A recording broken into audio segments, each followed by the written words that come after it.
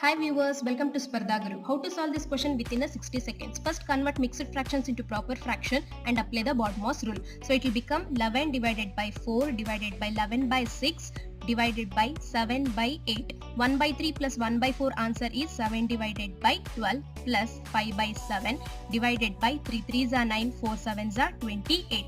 Now convert division into multiplication, so the values of a fraction will interchange. So 11 by 4 into 6 by 11 into 8 by 7 into 7 by 12 plus 5 by 7 into 28 divided by 9. Now cancel the values. Here 11 and 7 will get cancelled. 4 1s are 4 2s are 6 1s are 6 2s are 2 2 will get cancelled. 7 1s are 7 4s are. So you will get 1 plus 20 divided by 9. Take LCM.